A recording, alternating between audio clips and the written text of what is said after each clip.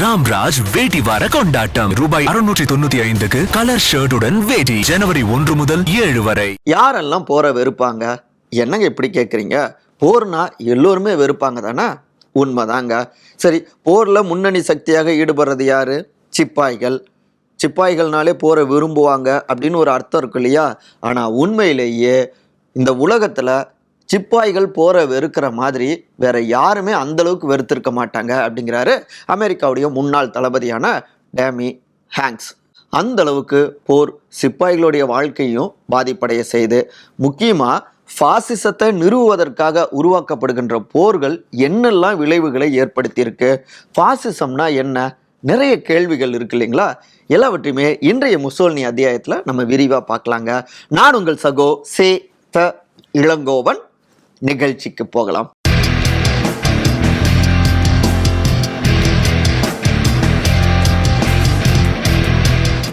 சரியா 1944 ஏப்ரல் 15 எத்தனையோ முறை வார்னிங் கொடுத்துட்டோம், கேட்குற மாதிரி இல்லை.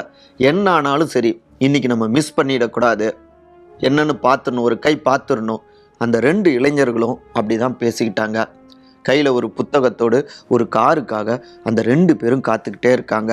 நிமிடங்கள் நொடிகளாக அப்படியே மாறுது. அந்த கார் நெருங்குது. கரெக்டாக அதில் ஒரு புக்கை கையில் வச்சிருக்கிற ஒரு இளைஞர் அந்த கார் கண்ணாடியை தட்டுறாரு. மெல்ல அந்த கார் கண்ணாடியை அப்படியே இறக்குறாரு உள்ள இருந்தவர். அவர் ஜோவன்னி ஜென்திலே. அடுத்த நொடி என்ன நடந்தது தெரியுங்களா? அதுக்கு முன்னாடி யார் இந்த ஜென்திலே? பாசிச தத்துவவியலாளர் அப்படின்னாலே அது ஜோவன்னி ஜென்திலே தாங்க அப்படின்னு புகழாரங்களை சூட்டினாரு. வேற யாரும் இல்லை, இத்தாலியோடைய அதிபரான முசோலினி தாங்க.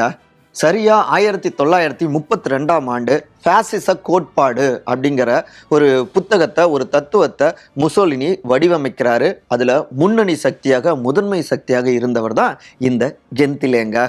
முசோலினியுடைய ஆட்சியில் கல்வி அமைச்சராக இருந்தார்.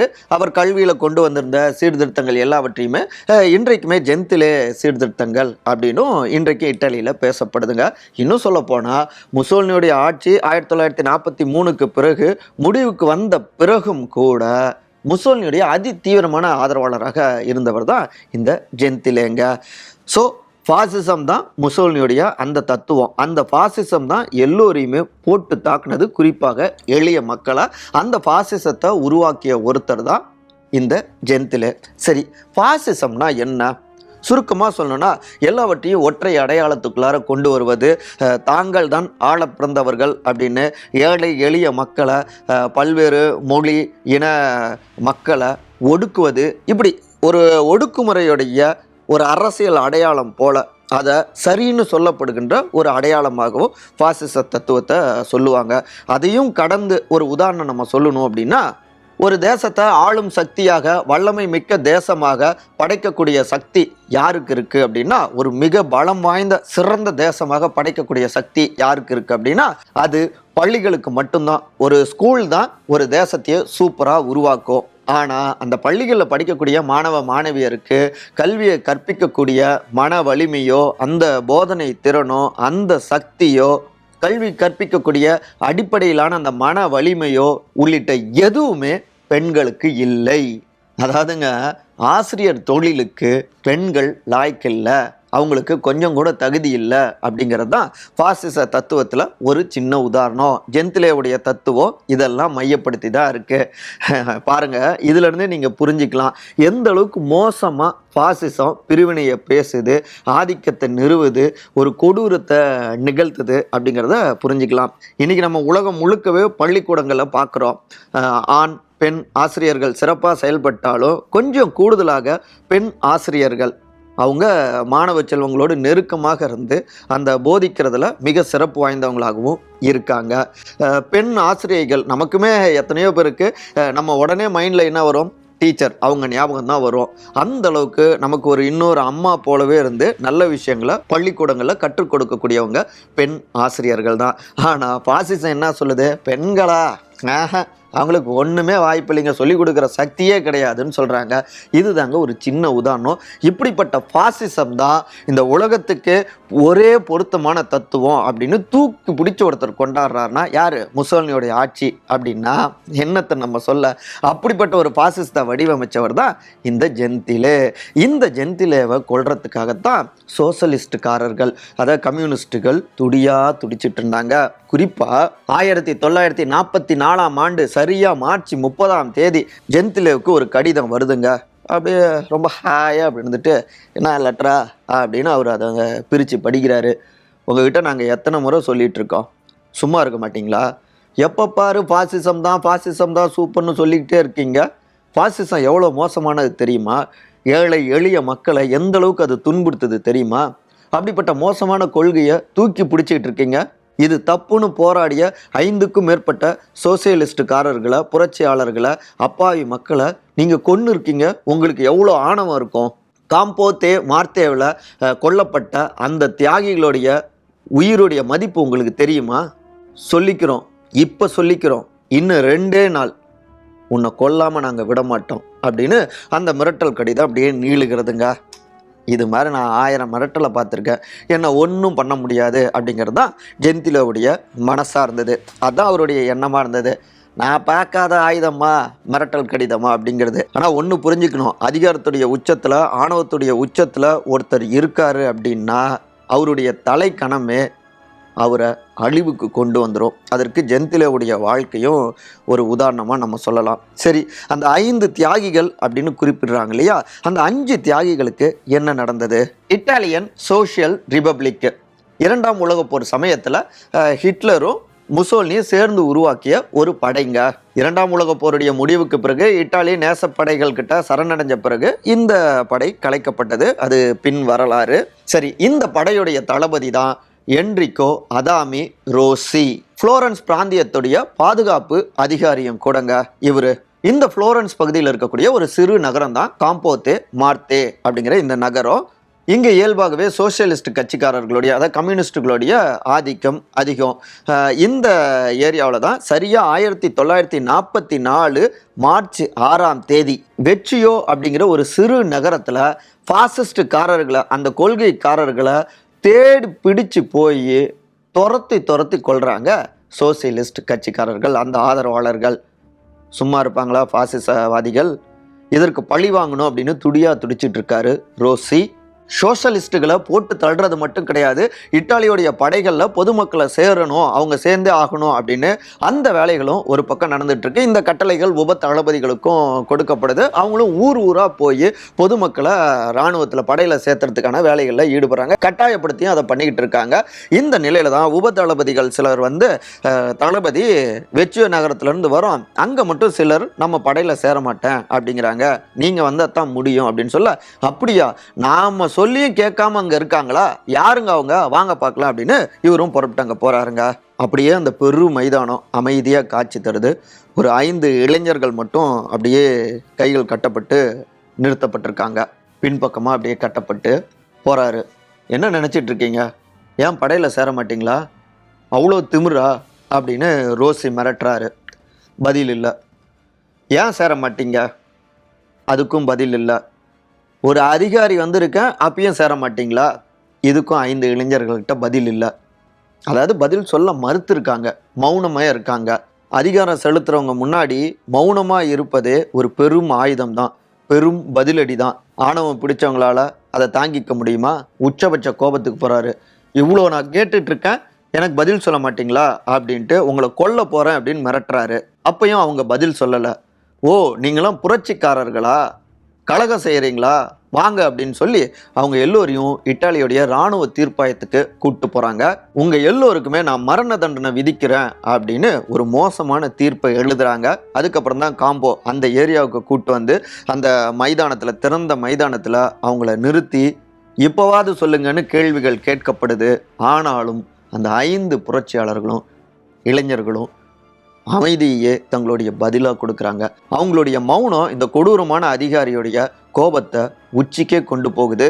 இத்தாலியுடைய பாசிச அரசையோ முசோலினியோ எதுக்குறவங்களுக்கு என்ன ஆகும் அப்படின்னு கோபமாக கத்திக்கிட்டு அந்த 5 இளைஞர்களையும் சுட்டு தள்ளுறாங்க இந்த மோசமான படை. இறந்த அந்த 5 இளைஞர்களுக்குமே வயது 20 தாண்டலைங்க, சின்ன பசங்க. ஆனால் மன உறுதியோடு இருந்த அவங்கள அந்த மன உறுதி இந்த மோசமான ஆட்களை போட்டு உழுக்குது. அதனால் கொடூரமாக 5 பேரையும் சுட்டு கொள்கிறாங்க. இது நடந்தது சரியா 1944 மார்ச் 22ஆம் தேதி. இதிலிருந்து ஒரு 8 நாள் கழித்து சரியா மார்ச் 30ஆம் தேதி தான் ஜென்திலேவுக்கு அந்த கொலை மிரட்டல் கடிதமும் வருதுங்க. இதிலிருந்து அப்படியே ஒரு 15 நாட்கள் கூட்டிப்போம். சரியா 1944 ஏப்ரல் 15ஆம் தேதி நம்ம தொடக்கத்தில் சொன்ன அந்த கார் காட்சிக்கு வந்துடுவோம். ஃப்ளாஷ்பேக்கை முடிச்சுக்கிட்டு கார் வந்து நிற்கிது, 2 இளைஞர்கள் வராங்க. அந்த கார் கதவை வழிமறிச்சனால அந்த கார் நின்னதால் அந்த கார் கண்ணாடியை தட்டுறாங்க. மெல்ல அந்த கார் கண்ணாடி அப்படி இறக்குறாரு. நிமிஷங்கள் நொடிகளாக மாறின அந்த நேரத்தில், ஒரு நொடிக்கும் இன்னொரு நொடிக்கும் இடைப்பட்ட அந்த நேரத்தில் ஒரு இளைஞர் தன்னுடைய புத்தகத்தில் மறைச்சி வச்சிருந்த அந்த துப்பாக்கி எடுத்து சட்டு டக்கு டக்குன்னு 2 குண்டு. ஆல் அவுட் ஜென்திலே. நீ மட்டுமா? நானும் சொல்கிறேன். அப்போ தான் என்னுடைய உணர்ச்சியை கட்டுப்படுத்தின மாதிரி ஆகும். நம்ம தியாகிகளை கொடூரமாக கொன்னா இல்லையா, அதனால் நானும் கொல்லணும் அப்படின்னு கூட இருந்த இளைஞரும் சேர்ந்து வந்து சடன்னு சுட ஆரம்பிக்கிறாங்க. அந்த இடத்திலேயே இரத்த வெள்ளத்தில் மிதக்கிறார் ஜென்திலே. இப்படியாகத்தான் பாசிச வேர்களில் ஒரு முக்கியமான முகம் அடையாளம் தெரியாத அளவுக்கு சோசலிஸ்டுகளால் அழித்தொழிக்கப்பட்டதுங்க. சரி, இது பாசிசத்துக்கெலாம் வித்திட்டதில் முக்கியமான ஒரு ஆள் முசோல்னி தொடக்க காலகட்டத்தில் இராணுவத்திலலாம் இருந்தார் இல்லையா. அப்படி தான் 1917 காலகட்டத்தில் பிப்ரவரி மாதத்தில் புதுசாக படைப்பிரிவுக்கு மார்டர் அப்படிங்கிற ஒரு லான்ச்சர் ஒன்று வந்திருந்ததுங்க. அதில் வெடிகுண்டுகளை நிரப்பி எப்படி வெடிக்கும் அப்படின்னு பரிசோதித்துட்டு இருந்தாங்க சில வீரர்கள். அந்த நேரத்தில் தான் கண்ணிமிக்கிற நேரத்தில் எதிர்பாராமல் அந்த மார்டர் வெடிச்சதுங்க. தூக்கி வீசப்பட்ட பலரும் இறந்து போகிறாங்க. பக்கத்திலேயே இருந்த முசோலினி அவர் மட்டும் தப்பிச்சிட்றாரு. 5 பேரும் இறந்துடுறாங்க. இவரு தூக்கி வீசப்படுறாரு, ஆனால் உயிர் போகலை. ஒரு மாதிரி மயக்க நிலையில் அடைஞ்சிடுறாரு. 40க்கும் மேற்பட்ட இடங்களை அப்படியே துளைச்சிருச்சு. அதுக்கப்புறம் மருத்துவர்கள்லாம் பெரும்பாடுபட்டு அந்த துகள்கள் எல்லாவற்றையுமே அவங்க வெளியில் எடுக்கிறாங்க. உயிர் பிழைச்சிட்றாரு முசோலினி. ஆனாலும் எதிர்பாராமல் நடந்த ஒரு விபத்து தான். ஆனாலும் பாசிசவாதிகள் என்ன பண்ணுவாங்க, இம்சை அரசன் படத்தில் எப்படி இம்சை அரசன் போல இருக்கக்கூடிய அந்த அரசனை கூட எப்படி ஆஹா ஓஹோன்னு புகழ்ந்து தள்ளுவாங்க இல்லையா புலவர்கள், அது மாதிரி முசோலினி அந்த குண்டு வெடிச்சுமே அவரை ஒன்றும் செய்யலை. உடம்புல அத்தனை துகள்கள். ஆனால் அந்த துகள்களை அகற்றும் போது கூட, வெளியில் எடுக்கிறப்ப கூட அவர் மயக்க மருந்து கூட போட்டுக்கலைங்க. அந்த வழி அப்படியே பொறுத்துக்கிட்டாரு அப்படின்னு இஷ்டத்துக்கு பில்டப் மேலே பில்டப்பாக கொடுக்க தொடங்கினாங்க. அவர் சாகா வரம் பெற்றவருங்கிற ரேஞ்சில் அந்த இமேஜை டெவலப் பண்ணிக்கிட்டே இருந்தாங்க. அதுக்குன்னே தனியாக ஒரு குழு போட்டு வேலை பார்த்துருந்துருப்பாங்க போல். அன்னைக்கு குறைந்த கணிப்பொறி வசதி இருந்த காலத்திலும் சரி, இன்றைக்கு பிரம்மாண்டமான சமூக வலைதள காலமாக இருந்தாலும் சரி, ஆட்சியாளர்கள் மட்டும் தனக்காக பில்டப்பை உருவாக்குறத மட்டும் அவங்க குறைச்சிக்கிறதே இல்லை. இந்த பில்டப் தான் ஒர்க் அவுட் ஆகும் அப்படின்னு நினச்சிட்டு இருக்காங்க. ஆனால் அப்படிப்பட்ட முசோலினியே பின்னாடி சொந்த நாட்டு மக்களாலேயே எதிர்க்கப்பட்டார்.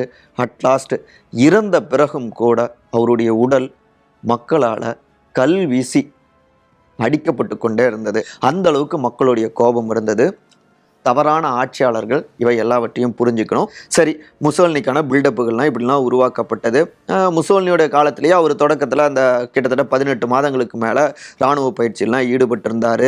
குறிப்பாக முதல் உலகப்போர் எந்த அளவுக்கு மோசமான தாக்கத்தெல்லாம் ஏற்படுத்தினது, அந்த முதல் உலகப்போர் ஏன் உருவானது, இந்த வரலாறு கூட முந்தைய அத்தியாயங்களை நீங்கள் பார்த்தா தெரிஞ்சுக்க முடியும். சரியாக 1918 நவம்பர் 11ஆம் தேதி அது முதல் உலகப்போர் முடிவுக்கு வந்ததுங்க. குறிப்பா ஆஸ்திரியா ஹங்கேரிக்கு எதிராக இத்தாலி நடத்திய அந்த போர்ல பிரம்மாண்டமான வெற்றி இத்தாலிக்கு கிடைச்சது. ஆனா அதற்கு கொடுத்த விலை அநியாய விலைங்க. கிட்டத்தட்ட 6 லட்சத்துக்கும் மேற்பட்ட வீரர்கள் கொல்லப்பட்டிருந்தாங்க இத்தாலியில. சுமார் 9.5 லட்சம் பேர், அதாவது 9.5 lakh கடுமையாக காயப்பட்டிருந்தாங்க. ஆனாலும் இத்தாலியோட மக்களுக்கு முதல் உலகப் போர் முடிஞ்சிருச்சு, நம்ம நாட்டில் வந்து எல்லாமே நல்லது நடக்கும், ஆஹா ஒவ்வொன்று பாலாறு தேனாறு எல்லாமே ஓடுங்கிற ரீதியில் நம்பிக்கை இருந்தது. ஏன்னா பின்னாடி வந்தவங்களும் அப்படியான நம்பிக்கையை கொடுத்துருந்தாங்க. ஆனால் யதார்த்தம் அப்படி இல்லைங்க. எந்த போருமே ஒரு நாட்டுக்கு நிம்மதியை, நிரந்தர நிம்மதியும் கூட கொடுத்துறாது, அதற்கான வழிவகை செய்யாது. இந்த போர்னால இத்தாலி பெற்றது அப்படின்னு சொன்னா பெருசா ஒண்ணுமே கிடையாதுங்க. ட்ரென்டினோ, ட்ரியஸ்டே, கோரிசியாவின் ஒரு பகுதி, இஸ்திரியா, இப்படி எதற்கும் பெருசா உபயோகம் இல்லாத, பெரிய பலன் கொடுக்காத சில பகுதிகளை மட்டும்தான் இத்தாலி பெற்றதுங்க. அதனால பெருசா ஒன்றும் கிடைக்கல நன்மை. ஆனா இத்தாலி இழந்தது முன்ன சொன்ன மாதிரி தான் ஏராளங்க. மிகப்பெரிய அளவில் பணவீக்கம் ஏற்பட்டது, பொருளாதாரத்தில் பெரிய சரிவை சந்தித்தது. எங்கே திரும்பினாலும் பசி, பட்டினி, பஞ்சம், வறுமை, போருக்கு வறுமை. அந்த இத்தாலியே வாட்டி வதைக்கப்பட்டிருந்தது. இந்த போருக்கு பிந்தைய சூழல் வாழ முடியுமா அப்படிங்கிற ஒரு பயத்தை கொடுத்தது. போருக்கு போயிட்டு திரும்பிய சுமார் 20 லட்சம் வீரர்களுக்கு வேலை இல்லைங்க. பொருளாதார பிரச்சனையால், வறுமையினால் விவசாயிகளால் விவசாயம் பார்க்க முடியல, அவங்கள வேண்டிய வருமானம் அவங்களுக்கு கிடைக்கல. அட்லாஸ்ட் அறுவடை காலத்தில் அவங்க மிகப்பெரிய போராட்டத்தையும் முன்னெடுத்தாங்க. அகப்பட்ட நிலத்தெல்லாமே ஆக்கிரமித்து அதுலேயாவது ஏதாவது ஒரு வாய்ப்பு கிடைச்சிடாதா அப்படின்னு ஒரு பக்கம் விவசாயிகள் இருந்தாங்க. இன்னொரு பக்கம் தொழிற்சங்கத்தை சார்ந்தவர்கள், தொழிலாளிகள்லாம் எங்களுக்கு உரிய சம்பளத்தை கொடுங்க அப்படின்னு போராட தொடங்கினாங்க. நாங்கள் பட்டினியாக சாகிறோம், எங்களுக்கு ஏதாவது வழிகாட்டுங்க அப்படின்னு எல்லா பக்கமும் கிளர்ச்சி எழுந்ததுங்க. வேலை கொடு வேலை கொடு அப்படிங்கிற போராட்டம், அது வேலை நிறுத்தம், ரயில் மறியல், தபால் தந்தி சேவை பாதிப்பு அப்படிங்கிற வகையில் ஒரு நாடு முடங்கி போகிற அளவுக்கு அந்த போராட்டங்களும் இருந்தது. இத்தனைக்கும் காரணம் அந்த போர் தாங்க. போர் என்றைக்குமே ஒரு சமூகத்துடைய வளர்ச்சிக்கு ஆபத்து தான். நம்ம தொடக்கத்தில் சொன்ன மாதிரி தான். இப்போ புரியும் இல்லைங்களா? இந்த உலகத்தில் யாரை விடவும் அதிக அளவில் போரை வெறுக்கக்கூடியவர்கள் சிப்பாய்கள் தான். சரி, இவை எல்லாவற்றையும் முடிவு கட்டப் போவது யார்? அது ஒரு தனி விஷயம். ஆனால் முடிவு கட்டுவன்னு சொல்லி வேறொரு வகையில் ஆட்டத்தை தொடங்கியவர் தான், மோசமான ஆட்டத்தை தொடங்கியவர் தான் முசோலினி. என்னெல்லாம் செஞ்சார் தெரியுங்களா? அடுத்த அத்தியாயத்தில் பார்க்கலாமா? மற்றபடி இதே போன்ற தொடர் சார்ந்த காணொலிகளுக்கான விகடன் டிவியை சப்ஸ்கிரைப் பண்ணுங்கள். மறக்காமல் உங்களுடைய கருத்துக்களை கருத்துரை பகுதியில் பதிவு செய்யுங்க. புதிய ஆண்டு என்றைக்குமே எந்த காலத்திலும் எதிர்காலத்தில் போர்களே இல்லாத ஆண்டாக, பூக்கள் மலரக்கூடிய, எல்லோரும் மகிழ்ச்சியோடு இருக்கக்கூடிய ஒரு சர்வதேச சமூகம் அமைய எல்லோரும் உறுதி எடுப்போம். தொடரை தொடர்ந்து காணக்கூடிய நேயர்கள் அனைவருக்கும் மீண்டும் ஒரு முறை ஆங்கில புத்தாண்டு நல்வாழ்த்துக்கள். அன்பால் ஒருங்கிணைந்திருப்போம். நன்றி, வணக்கம். ராம்ராஜ் வேட்டி வார கொண்டாட்டம். ரூபாய் 695க்கு கலர் ஷர்ட்டுடன் வேட்டி. ஜனவரி 1 முதல் 7 வரை.